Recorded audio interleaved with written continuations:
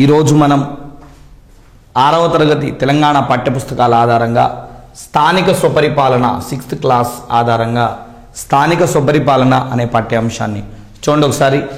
గ్రామ స్వరాజ్యం దేశాభివృద్ధికి గ్రామాలే పట్టుకొమ్మలు అన్న గాంధీజీ మాటల స్ఫూర్తితో ఈ స్థానిక స్వపరిపాలన అనేది ఈరోజు మనం మాట్లాడబోతా ఉన్నాం.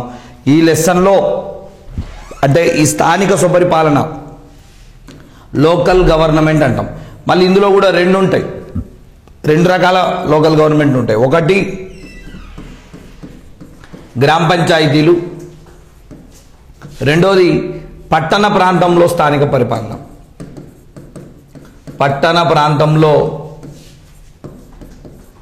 స్థానిక స్వపరిపాలన. సో గ్రామ పంచాయతీలు, పట్టణ ప్రాంతంలో స్థానిక స్వపరిపాలన రెండు పాఠ్యాంశాలు. ఇది కూడా 6వ తరగతిలోనే ఉంది, ఇది కూడా 6వ తరగతిలోనే ఉంది. ఓకేనా? గంగాదేవిపల్లి, హాజీపల్లి కేస్ స్టడీలు ఇక్కడ మాట్లాడుకుంటాం. వేములవాడకు సంబంధించిన కేస్ స్టడీకి సంబంధించి ఇక్కడ మాట్లాడుకుంటాం. ఆ రకంగా రెండు పాఠ్యాంశాలు నీకు 6వ తరగతిలోనే పక్క లెసన్లలో ఇవ్వడం జరిగింది. అలాంటి లెసన్లను మనం మాట్లాడదాం. ఫస్ట్ ఇందులో మనం మాట్లాడేది 6th క్లాస్కి సంబంధించినటువంటి గ్రామ పంచాయతీలు అనేటటువంటి లెసన్ మనం మాట్లాడదాం. గ్రామ పంచాయతీలు ఈ లెసన్ని ప్రధానంగా మనం ప్రారంభించేటప్పుడు మనం నేర్చుకోవాల్సిన మెయిన్ అంశం ఏంటి అంటే స్థానిక పాలన అనేది ఎందుకు అనేది ఫస్ట్ మనం నేర్చుకోవాలి. స్థానిక పాలన అనేది ఎందుకు, వై? నానా జాగ్రత్తగా మీరు ఆలోచిస్తే స్థానిక పాలన అనేది చాలా అవసరం సార్. ఎందుకు అవసరము అనంటే గనక పరిపాలన వికేంద్రీకరణలో భాగంగా పరిపాలన వికేంద్రీకరణలో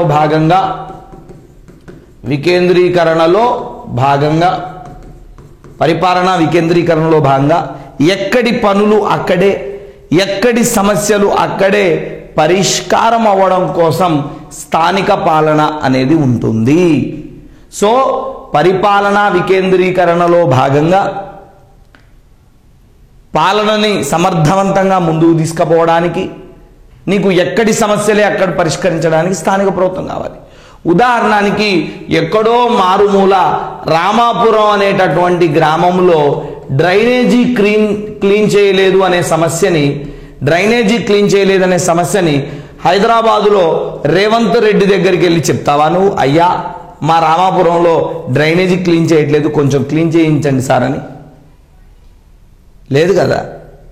ఎక్కడో శివాపురం అనే గ్రామంలో లైటు వెలగకపోతే, వీధి దీపం వెలగకపోతే నువ్వు వెళ్ళి రేవంత్ రెడ్డి గారికి లేదా నరేంద్ర మోడీ గారికి చెప్తావా? నేనేమంటున్నా 100కు 100% ఎక్కడి సమస్యలు అక్కడే పరిష్కారం కోసం పరిపాలన వికేంద్రీకరణలో భాగంగా ఈ యొక్క స్థానిక స్వపరిపాలన అనేది చాలా అవసరం. ఇది ప్రజలకు దగ్గరగా ఉండే ప్రభుత్వం ఏదైనా ఉంది అని అంటే గనక ఆ దగ్గరగా ఉండే ప్రభుత్వం స్థానిక ప్రభుత్వం. It is very near to the people. ప్రజలకు చేరువుగా ఉండే ప్రభుత్వం ఇది. నరేంద్ర మోడీ రోజు చెరువులో ఉండడు, రేవంత్ రెడ్డి రోజు చెరువులో ఉండడు, మీ ఎమ్మెల్యే రోజు చెరువులో ఉండడు, కానీ మీ గ్రామ పంచాయతీ సర్పంచ్ రోజు మీ ఊళ్ళోనే ఉంటాడు, మీ వార్డు మెంబర్ మీ ఊళ్ళోనే ఉంటాడు. స్థానిక ప్రభుత్వం ప్రజలకు దగ్గరగా ఉండే ప్రభుత్వం. స్థానిక ప్రభుత్వం అధికారిక వికేంద్రీకరణలో భాగంగా, పరిపాలనా వికేంద్రీకరణలో భాగంగా వచ్చినటువంటి ప్రభుత్వం. ఇది స్థానిక పాలన ఎందుకు అనంటే గమనించాలి. మరి సార్ అంతా బాగానే ఉంది, స్థానిక పాలన యొక్క పరిణామ క్రమాన్ని మనం నేర్చుకోవాలి. స్థానిక పాలన యొక్క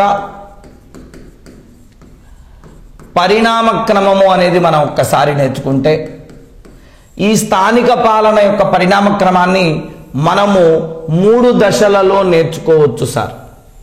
ఎన్ని దశలలో నేర్చుకోవచ్చు అంటే 3 ప్రధానమైనటువంటి దశల్లో నేర్చుకోవచ్చు.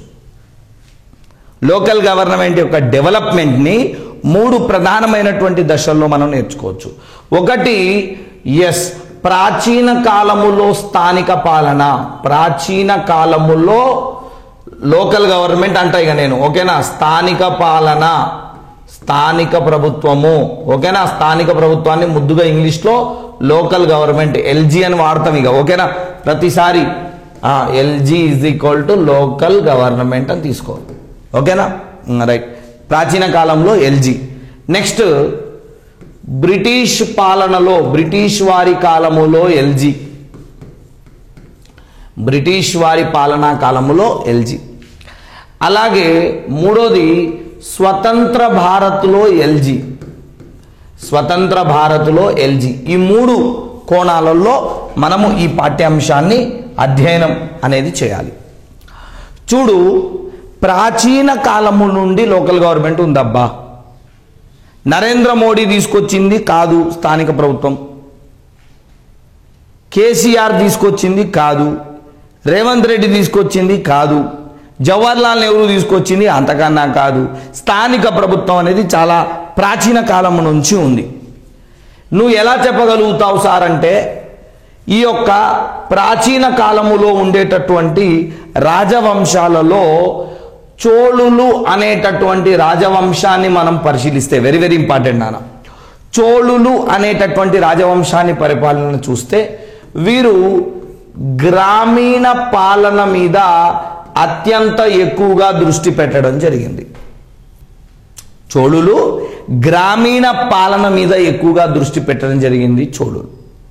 అలాగే మౌర్యులు అనేవారు తీసుకుంటే,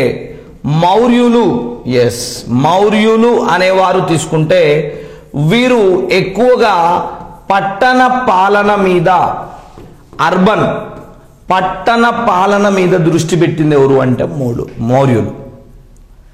చోళులేమో గ్రామీణ పాలనను ఆదరించారు, మౌర్యులేమో పట్టణ పాలనను ఆదరించారు. మరి సార్, మౌర్యులు పట్టణాలను ఆదరించారని, చోళులు గ్రామాలను ఆదరించారని నువ్వు ఎలా చెప్పగలుగుతావు చరిత్రలో? నీ దగ్గర ఆధారం ఏముంది సార్ అని అంటే గనక, ఆధారం ఏముంది అని అంటే గనక, మొదటి పరాంతక చోళుడు వేయించిన 1వ పరాంతక చోళుడు వేయించిన, మొదటి పరాంతక చోళుడు వేయించిన ఉత్తర మేరూరు శాసనము అనేది తమిళనాడులో ఉంటుంది సార్. ఇది మేరూరు అనే గ్రామంలో ఉత్తర దిక్కున వేయించిన శాసనం ఉత్తర మేరూరు శాసనము అనేది పరాంతక చోళ 1 అనేటటువంటి వ్యక్తి వేయించాడు. దాన్ని బట్టి నువ్వు చెప్పొచ్చు, ఎస్, చోళులు గ్రామాల్ని ఆదరిస్తున్నారు. సార్, మరియు మౌర్యులు పట్టణాలను ఆదరించారని నువ్వు ఎలా చెప్పగలుగుతావు అంటే, మెగస్తనీస్ అనేటటువంటి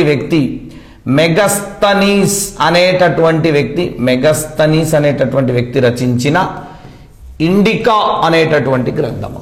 నానా, ఇక్కడ ఇండికా అంటే నెత్తి కూసుకునేది కాదు, ఇండికా అంటే గ్రంథం. అది ఎవరు రచించారు? మెగస్తనీస్. దీన్ని బట్టి నువ్వేం చెప్పొచ్చు? మౌర్యులు పట్టణాలను ఆదరించారు. ఈ ఉత్తర మేరూరు శాసనాన్ని బట్టి నువ్వేం చెప్పొచ్చు? ఓహో, చోళులు గ్రామాలను ఆదరించారు. అంటే ఇక్కడ నువ్వు గమనించాల్సింది ఏంటి అంటే గనక, ప్రాచీన కాలము నుండే స్థానిక ప్రభుత్వము అనేది విపరీతమైనటువంటి అభివృద్ధిలో ఉంది.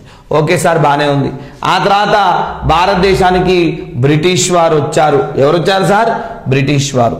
మరి బ్రిటిష్ వారి కాలములో ఈ భారతదేశములోనే తొలి మున్సిపాలిటీగా అవతరించింది మద్రాసు, అవతరించింది 1687 అనే సంవత్సరములో. నానా, ఈ భారతదేశములో తొలి మున్సిపాలిటీగా అవతరించింది మద్రాస్. ఏ సంవత్సరంలో సార్? 1687 అనే సంవత్సరంలో. ఇదే సంవత్సరములో 1687లో గోల్కొండ కోటని ఔరంగజేబు ఆక్రమణ చేశాడు. గోల్కొండని ఔరంగజేబు గారు ఆక్యుపై చేసింది 1687. ఈ దేశంలో తొలి మున్సిపాలిటీగా మద్రాసు ఆవిర్భవించింది కూడా 1687. ఆలోచించాలి మీరు కూడా. అదేవిధంగా ఈ దేశములో స్థానిక సంస్థల పితామహుడుగా, స్థానిక స్వపరిపాలన పితామహుడిగా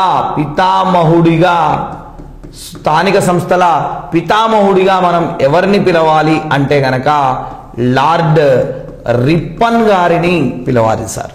ఇది కూడా బ్రిటిష్ వారి కాలంలో జరిగిన మార్పు. Lord Ripon, father of local government అంటాం. స్థానిక సంస్థల పితామహుడిగా లార్డ్ రిప్పన్ అనేటటువంటి వ్యక్తి నిలబడ్డాడు. ఇది కూడా మీరు గమనిస్తే బ్రిటిష్ వారి కాలములో స్థానిక ప్రభుత్వం ఏ విధంగా ముందుకెళ్ళిందో మీరు గమనించవచ్చు. అంటే ఈ దేశంలో మద్రాసు మున్సిపాలిటీగా ఏర్పడిన లార్డ్ రిప్పన్ స్థానిక సంస్థల పితామహుడిగా ఆవిర్భవించిన ఇదంతా బ్రిటిష్ వారి కాలములో జరిగింది మిత్రులారా. ఇప్పుడు స్వతంత్ర భారతదేశంలో లోకల్ గవర్నమెంట్ ఎలా ముందుకెళ్ళింది అనేది మనం ఒక్కసారి ఆలోచన చేయాలి. దీన్ని మనం సపరేట్ పేపర్లో తీసుకుందాం, అక్కడ సరిపోదు. ఓకేనా? స్వతంత్ర భారత్లో స్థానిక పాలన చూడనా. జాగ్రత్తగా మనం ఆలోచిస్తే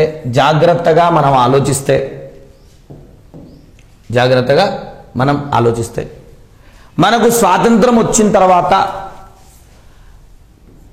అంతకుముందే మనకి గాంధీజీ గారి ఒక డైలాగ్ మన వాళ్ళందరికీ గుర్తొచ్చింది. ఏమంటాడు గాంధీజీ అంటే, దేశాభివృద్ధికి గ్రామాలే పట్టుకొమ్మలు అని అంటాడు. నానా జాగ్రత్తగా వినాలి. దేశాభివృద్ధికి గ్రామాలే పట్టుకొమ్మలు అన్న డైలాగ్ ఎవరిది అంటే గాంధీజీ. నిజమైన అభివృద్ధి గ్రామాభివృద్ధే దేశాభివృద్ధి, గ్రామాలే దేశానికి పట్టుకొమ్మలు. ఈ డైలాగ్ ఎవరిది సార్? గాంధీజీకి సంబంధించింది. మరి గాంధీజీ గారు ఈ స్వతంత్ర భారతదేశంలో ఈ డైలాగ్ చెప్పిన తర్వాత అంబేద్కర్ గారు ఏం చేశారంటే, రాజ్యాంగములో ఉన్నటువంటి ఆర్టికల్ 40లో గ్రామ పంచాయతీల ఏర్పాటు అనే అంశాన్ని నీట్గా అందులో మెన్షన్ చేశారు. Article 40 is clearly explaining about గ్రామ పంచాయతీల ఏర్పాటు అనేది ఆర్టికల్ 40లో స్పష్టంగా ఉంది. మరి ఆర్టికల్ 40 అనుబంధంగా గ్రామాలు అభివృద్ధి చెందినాయి అంటే లేవనే చెప్పుకోవాలి. అందుకే నాన్న 1957లో బలవంతరాయ్ మెహతా కమిటీ ఏర్పాటు చేయడం జరిగింది. ఏ మెహతా కమిటీ నానా?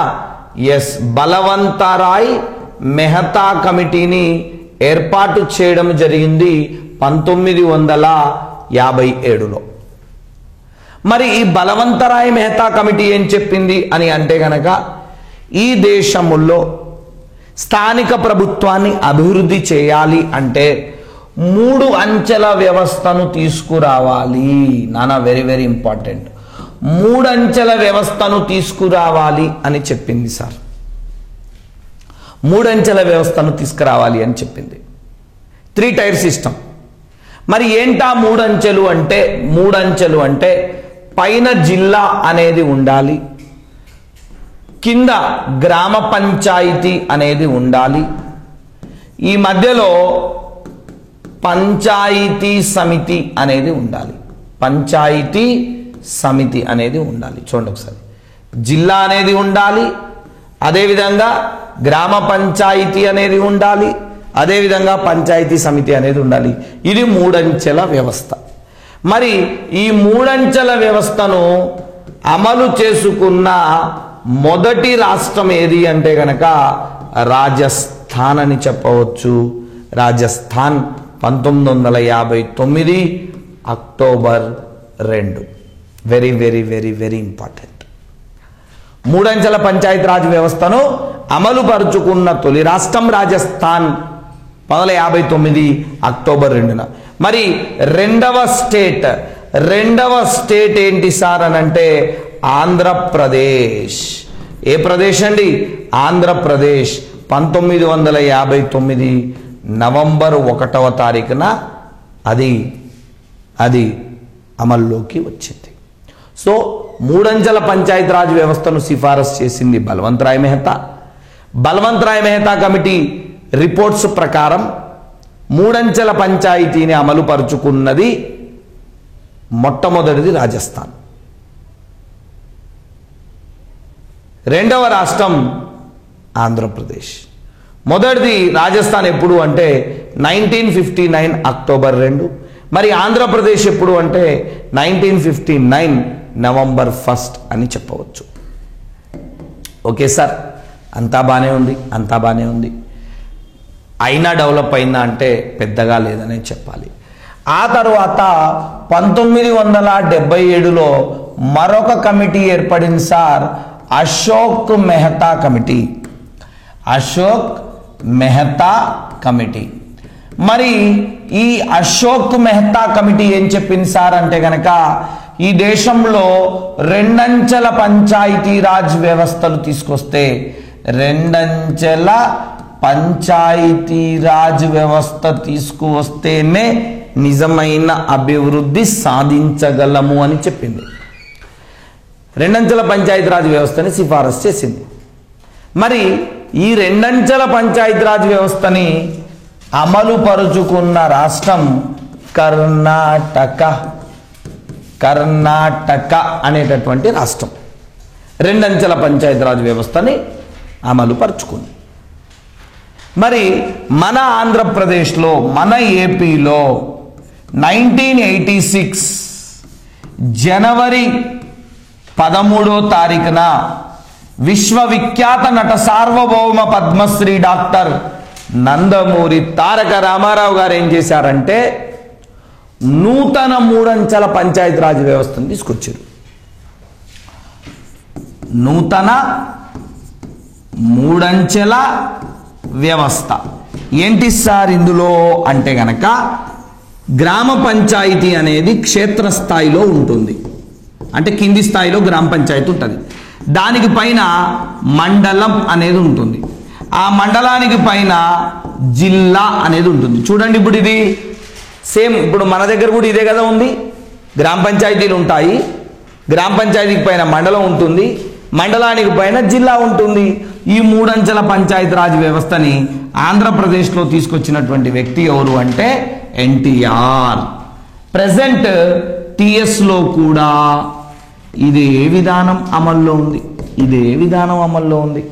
చూడండి, మనకి గ్రామ పంచాయతీలు ఉన్నాయి, గ్రామ పంచాయతీలకు పైన మండలాలు ఉన్నాయి, మండలానికి పైన జిల్లా ఉంది.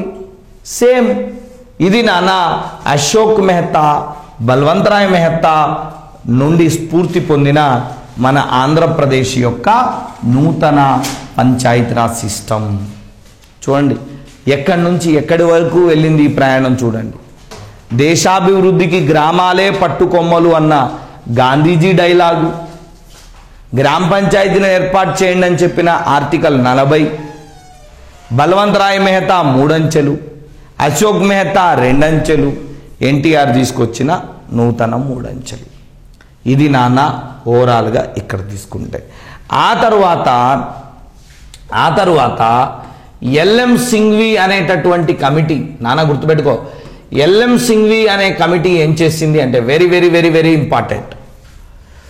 ఈ కమిటీ ఏమని సిఫారసు చేసింది అంటే ఎల్ఎం సింఘ్వి కమిటీ 1986 వీళ్ళు ఏమని సిఫారసు చేశారంటే చాలా జాగ్రత్తగా వినాలి. స్థానిక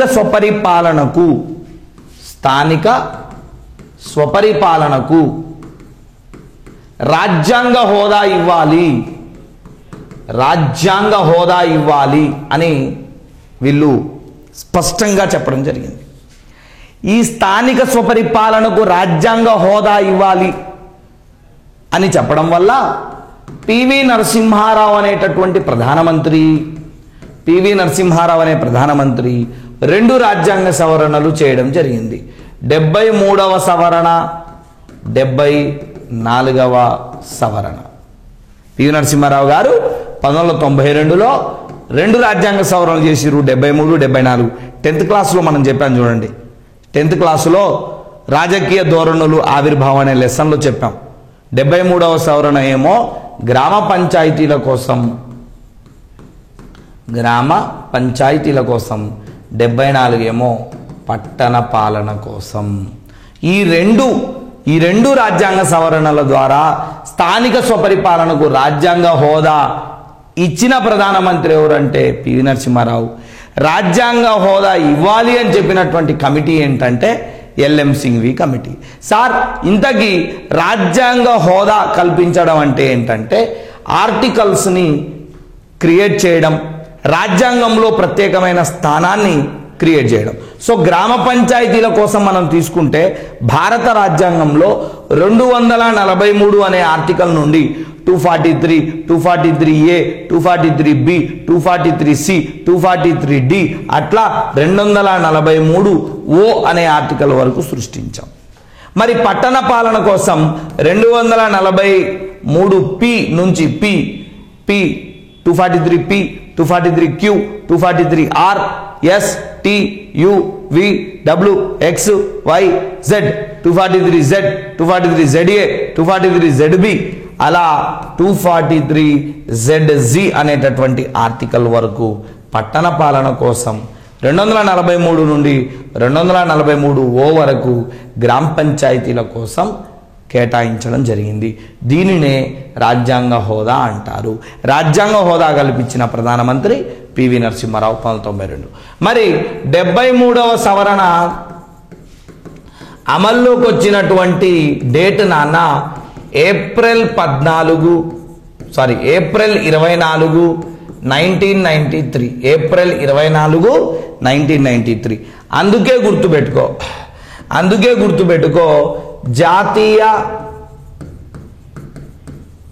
పంచాయతీరాజ్ దినోత్సవమును మనం ప్రతి సంవత్సరం ఏప్రిల్ 24వ తారీఖున జరుపుతాం.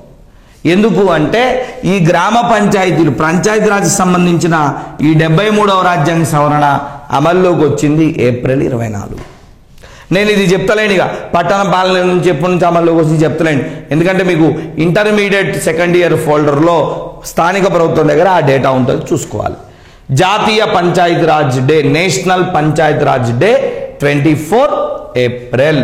ఇది నాన్న ఎల్ఎం సింఘ్వి కమిటీ ఆధారంగా రావు గారు తీసుకొచ్చిన మార్పులు. సో సింపుల్గా చెప్పాలంటే ఏం లేదు నాన్న, పివి నరసింహారావు గారు 1992లో 2 సవరణలు చేశారు, 73, 74.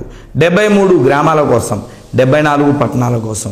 73 అమల్లోకి వచ్చింది ఏప్రిల్ 24, 1993. అందుకని ప్రతి సంవత్సరం ఏప్రిల్ 24న మనం జాతీయ పంచాయతీరాజ్ దినోత్సవం చేస్తాం, 24 ఏప్రిల్న ప్రతి సంవత్సరం. సో ఈ విధంగా తెరపైకి మనం గ్రామ పంచాయతీలను నేర్చుకోవచ్చు. చూడండి ఒకసారి జాగ్రత్తగా. మొదటిది ఏం చేశాం, ప్రాచీన కాలంలో చోళులు గ్రామాలను ఆదరించారని, మౌర్యులు పట్టణాలను ఆదరించారని చూసాం.